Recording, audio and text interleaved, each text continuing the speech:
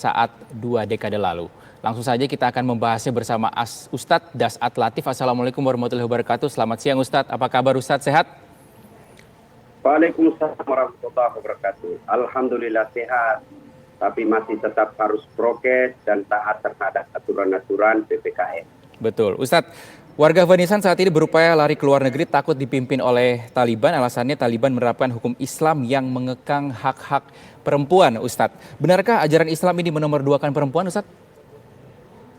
Ini yang perlu diluruskan, opini yang keliru.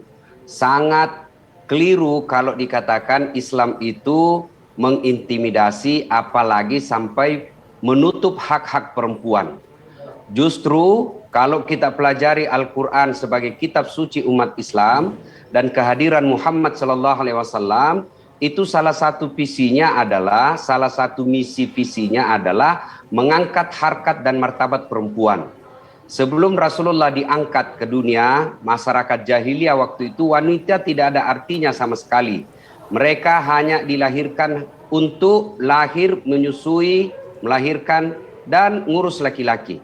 Tapi setelah Nabi hadir, wanita diangkat derajatnya. Kamu tidak boleh menyentuh perempuan sebelum kamu nikahi. Ya, kalau kita lihat orang Barat, perempuan kadangkala sudah punya anak tanpa dinikahi. Kalau Islam, jangankan tidur sama perempuan, kau dekat saja dilarang tanpa sebelum kau menikahi. Itu bentuk penghormatan Islam terhadap perempuan. Yang kedua, ketika Nabi mengatakan wanita adalah tiang negara, hancur wanita, hancur negara. Itu penghormatan Islam kepada kaum perempuan. Kemudian ketika Nabi menjelaskan al-jannatu takhta aqdamil ummahat, surga itu berada di bawah telapak kaki ibu. Kemudian ketika Nabi bersabda, ya Rasulullah, setelah Allah dan Rasulnya siapa yang saya taati? Nabi menjawab, ibumu. Setelah itu siapa? Ibumu. Setelah itu siapa? Ibumu. Coba, ibu, baru Nabi katakan ayah, bapak.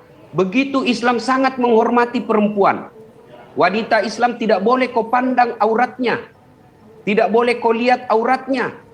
Itu begitu Islam sangat memuliakannya. Nah, yang terjadi kesalahpahaman adalah merasalah perempuan ini diintimidasi ketika dibuatkan aturan-aturan yang membuat perempuan itu harus tetap dihormati.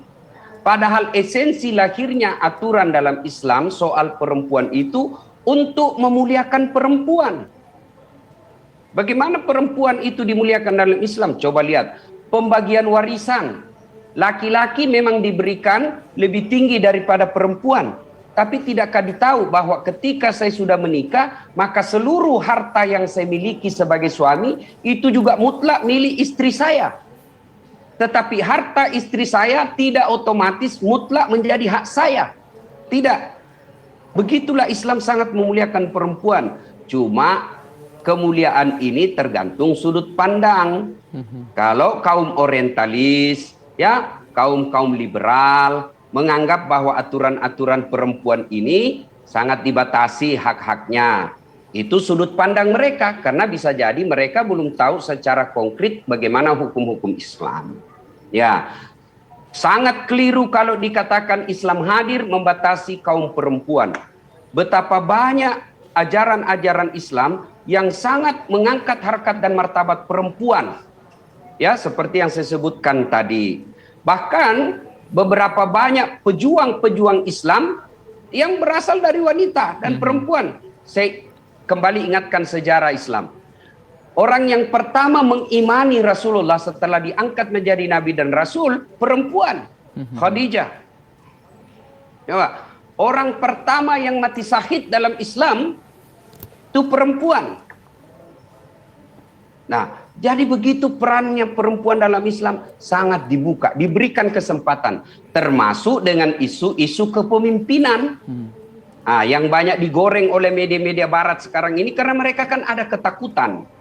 Ya, ketakutan ini bisa jadi muncul karena apa? Takut dengan sejarah kelam, ya, Afghanistan 10-20 tahun yang lalu, Taliban 10-20 tahun yang lalu. Mereka takut karena mereka punya sejarah. Tapi kan kita juga tidak boleh menafikan bahwa Afghanistan diobrak-abrik oleh dua negara besar, yaitu Rusia dan Amerika, mereka kemudian meninggalkan begitu saja, lalu mereka setelah itu berusaha membangun opini bahwa akan gelap masa depan Afghanistan setelah ini. Tidak, kita berbaik sangka saja lah, berbaik sangka. Mudah-mudahan pernyataan-pernyataan ini tokoh-tokoh dari Taliban betul adanya.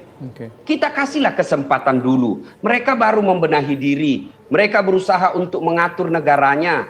Tentu siapa yang lebih tahu mengatur negara Afghanistan adalah orang-orang penduduk asli mereka sendiri. Opini-opini dari luar negeri itu kan baru sebatas opini dan sakwa sangka.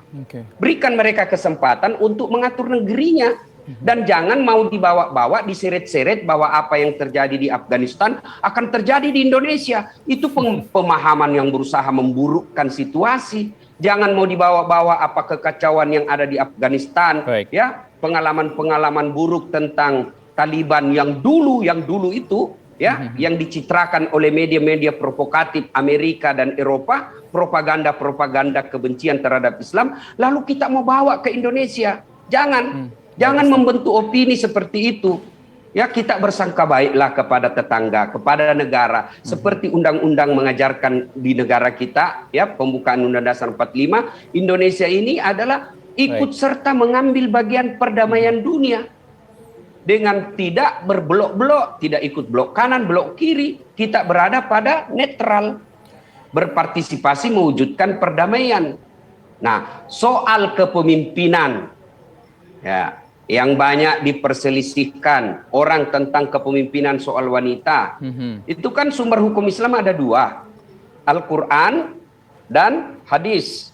Kemudian kalau tidak ditemukan Al-Quran dalam hadis, maka masuk ijtihad, pendapat ulama. Nah, sekarang bagaimana Al-Quran melihat kepemimpinan perempuan yang banyak diperselisihkan?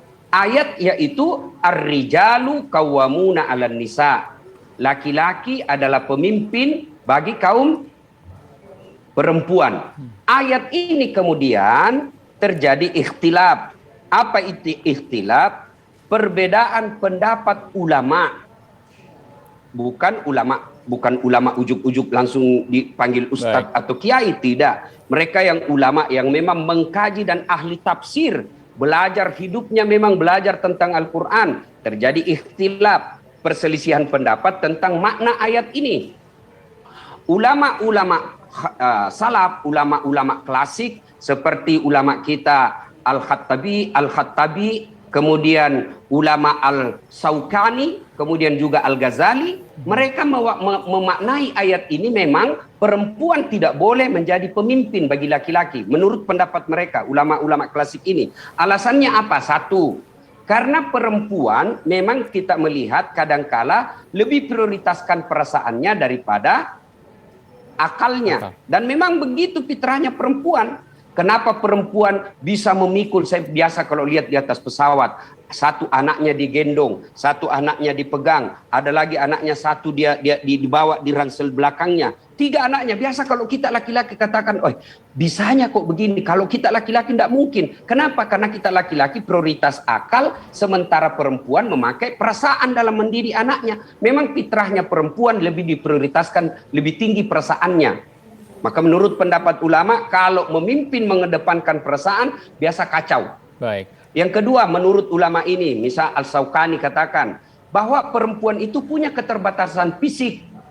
Apa keterbatasan fisik yang dimaksud? Satu, pada kondisi-kondisi tertentu tiap bulan perempuan punya kondisi haid.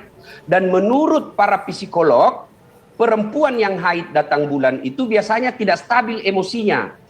Bayangkan kalau dalam keadaan rapat darurat, memimpin sebuah parlemen, memimpin rapat kabinet, tiba-tiba haid, tidak stabil emosinya. Ya? Kemudian yang ketiga, keterbatasan fisik yang dimaksud adalah hamil. Bayangkan kalau hamil besar, tiba-tiba negara membutuhkan seorang pemimpin dan tidak bisa hadir pemimpin pada saat itu karena hamil besar. Itu yang disebut keterbatasan fisik oleh Imam Al-Sawkani, Al-Ghazali.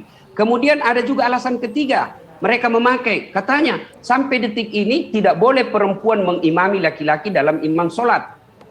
Ini pendapat pertama. Kemudian pendapat kedua tentang ayat Ar-rijalu qawwamuna 'alan nisa. Tafsir mereka, kalau ulama-ulama kontemporer memaknai bahwa mereka perempuan tidak boleh dibatasi hak-haknya, termasuk hak kepemimpinannya. Karena mereka berpendapat, satu, ayat yang tidak dijelaskan ar-rijal tadi, ayat yang tadi itu tidak dimaknai ar-rijal dalam ayat ini tidak dimaknai sebagai jenis kelamin, tetapi lebih dimaknai dengan maskulinitas. Nah, di mana sifat maskulinitas itu juga bisa dimiliki oleh perempuan. Yang kedua, alasan-alasan yang dikemukakan ulama klasik tadi, bahwa lebih mengedepankan perasaan. Nah, tidak semua ternyata bisa. Ada juga perempuan, meskipun fitrahnya lebih dominan perasaannya, tapi ada juga perempuan yang punya sifat-sifat lebih dominan akalnya. Kemudian keterbatasan fisik. Ada perempuan yang tidak lagi dipengaruhi oleh haidnya, karena sudah menopause. Haid, hamil. Ada perempuan ketika menopause dia sudah tidak hamil lagi. Jadi ini pendapat kedua dari tafsir ayat ini. Mereka memaknai ar-rijal itu bukan penafsirannya ayat tentang, bukan penerjemahan bukan terjemahannya adalah laki-laki sebagai jenis kelamin, tetapi di situ dimaknai penerjemahannya adalah maskulinitas, di mana kita tahu sifat maskulinitas itu bisa juga dimiliki oleh perempuan. Kemudian alasan kedua yang membolehkan perempuan menjadi pemimpin adalah berdasar pada surat At-Taubah ayat 71. Di mana pada surat At-Taubah ayat 71 itu memberikan hak wilayah perempuan terhadap laki-laki. Hak wilayah inilah kemudian menurut ulama tafsir dimaknai juga dengan hak-hak kepemimpinan. Dia boleh menjadi kepala daerah, boleh bahkan menjadi presiden.